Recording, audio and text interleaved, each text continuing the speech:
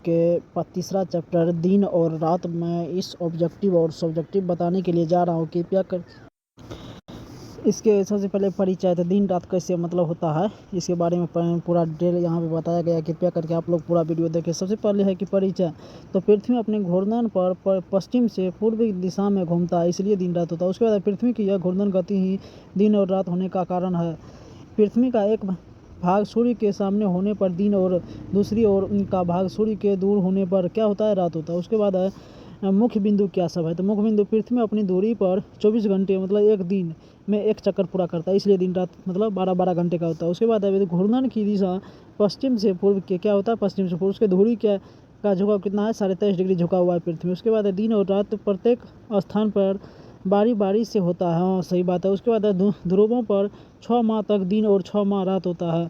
अब उसके बाद है महत्वपूर्ण जानकारी क्या सब है, तो इसमें भी है कि यह पृथ्वी 24 घंटे में 360 डिग्री घूमता है। उसका अगला पृथ्वी का घूर्णन समय 23 घंटे 56 मिनट 4 सेकंड लगभग लेता है। उसके बाद है इस घूर्णन के कारण ही समय का निर्धारण होता है।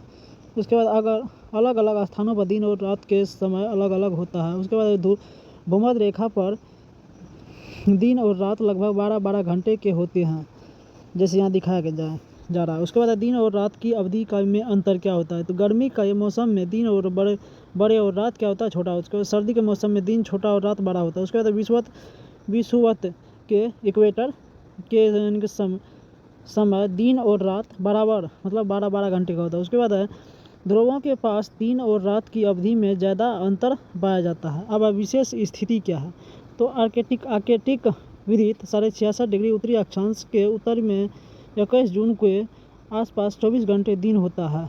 फिर अंटार्कटिक विदित मतलब 66.5 डिग्री दक्षिणी अक्षांश के दक्षिण में 21 दिसंबर के आसपास 24 घंटे का रात होता है। फिर है यहाँ पर यह कि यह स्थिति पृथ्वी के 23.5 डिग्री झुकाव के कारण होता है।